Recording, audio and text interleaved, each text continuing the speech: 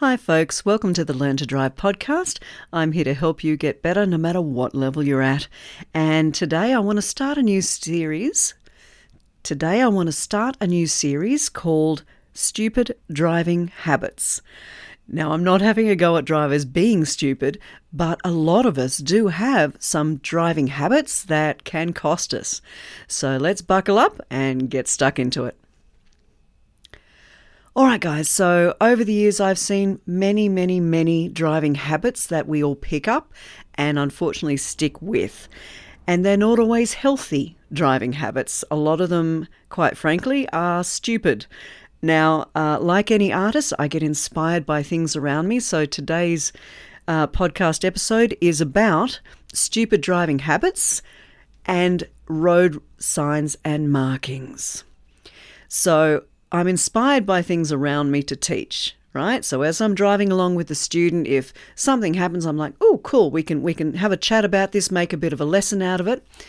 So in this case, if any of you have heard my previous episodes, a couple of them, I've mentioned that we live on a road where we've got a lot of construction at either end.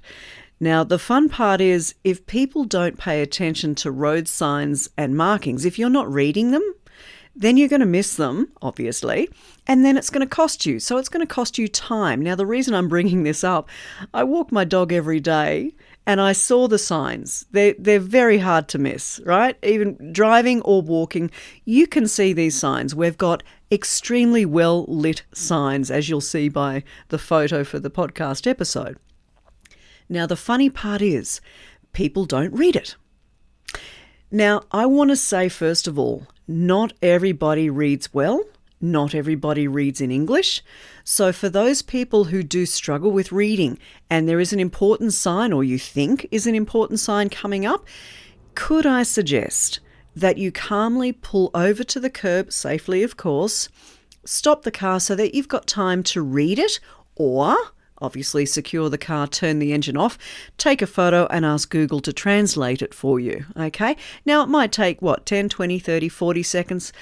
Wouldn't it be worth it just to have a quick read of that sign so that you now know what it says and, more importantly, you'll be able to recognize it next time, okay? So that's one solution to the people who do struggle with reading signs and reading signs at speed. I understand. That's why you just slow it down a bit, pull over, get out of everybody's way, take your time, read the sign. So the next thing, it's costing people time not reading signs. Now, the reason I'm saying it, if you've seen the photo, it's a sign saying that there is no access to a road up the end of our road, right? The intersecting road. And yet, on the third day that it was closed, walking my dog, I'm not lying, guys, 40 cars. 40 cars went up to the boom gate, got told by the operator, no, you must do a U-turn and go back the other way, even though there were another 3 signs along the road. So I guess the point I'm trying to make is if you don't read road signs, you are going to waste your own time. So all of those people who went up our road, and it would be a 3-kilometre round trip. So that's a big waste of their time out of their trip. And yet they'll happily try and speed through a yellow or red light, really? Come on. So, it's not logical. The reason road signs are there is to help drivers. Now, I did do a very big episode on road signs and markings. That's one of my driving lessons. It was lesson 28. So there are 27 lessons before that you all can listen to. But of course, you can go straight for the lesson 28, which is the one I'm referring to now, which is road signs and markings, where I go into great detail about the different types of road signs, the different colours, what they mean, which one's more important than the others. And I also talk about the road markings, because a lot of people do get quite confused with those. So if you would like some clarity on all of your road signs and markings, please go subscribe.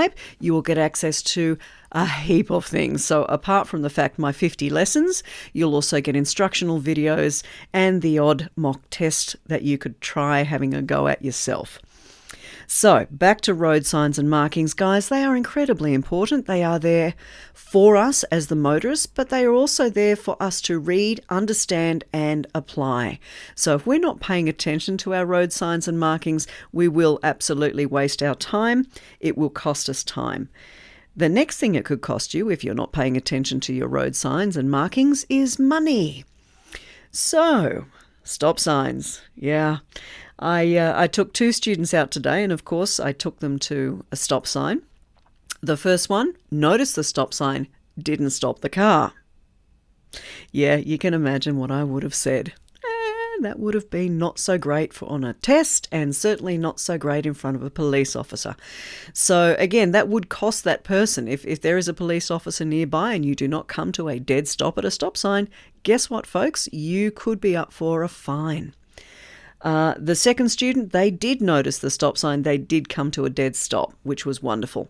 But it doesn't always happen that way. And I can guarantee you that when I take almost 80% of my students to a certain stop sign in the area, because there's so much else going on in the area, right? So there's got a petrol station nearby, they've got lots of commercial driveways nearby, so it's a very busy area. And there's another busy road that they're turning onto, which the stop sign is at. So 80% of the students roll through it because they just didn't notice it because there is so much going on. So again, on my lesson, I do give you tips on how to actively look for those road signs and markings to tell you what you need to do. But 80%. That's only 20% of my students notice the stop sign. And I cheer them on. I'm great work, guys. As for the others, well, we just pop around the block and have another go. And that would be my suggestion, certainly for the learner drivers out there. If you haven't done something correctly, well, let's try and fix it so that we learn from it. Okay? All right. The last thing that it can cost you is, unfortunately, people's lives.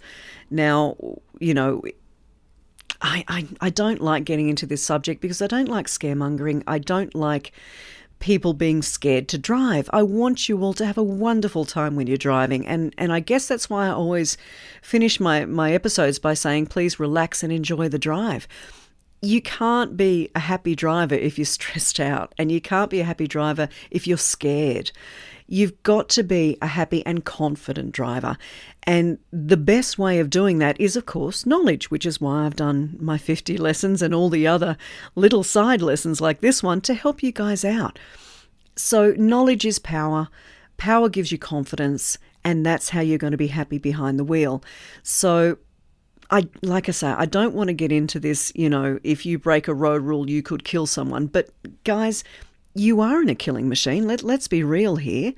I mean, there's very few days, or certainly weeks, that go by without us hearing about, a fatal injury to a road user because somebody broke a road rule, usually speeding. So, I'm encouraging you to change your habits and notice the road signs, notice the road markings, and please obey them. And look, if you're not certain of a road sign or a marking, go to your state or territory Department of Transport website, go type it in their search bar, and you should get a whole lot of information, all right? If you're still uncertain, please go talk to the Department of Transport and ask them to help you out. And if that still doesn't work, then go find a really good quality instructor and they should be able to help you, okay? But please, please, please always actively look for your road signs and markings so that you can A, obey the road rules, and B, everybody can have a lovely time out on the roads without us costing us anything, okay? So please, guys, relax, stay safe, and enjoy the drive. I'll catch you next time. Okay, so another solution if you're not great at reading road signs is make available your passenger to help you. They don't just have to sit there and doom scroll or, whatever they're doing. Get them actively involved in looking for the road signs to help you out. I mean, again, we all want to get there safely. The passenger, I'm sure, would be happy to help you if you ask them. So don't be afraid to ask your passengers to help you, preferably only one. Otherwise, you'll get too many voices and it could be even more confusing. So yeah, just, ask for help if you need it, guys. So I guess what I'm trying to say with this episode is the habit that all of those 40 drivers that I saw on that one day, the habit they're in is to not read the road signs or not believe the road signs, which kind of makes me scratch my head to say, well, why wouldn't we believe them? But I guess they wanted to test it and find out, and they found out the hard way. So it's just it is a stupid driving habit that we can get into where we're not reading road signs and markings. But let's get into the healthy driving habit where we do actively look around for them.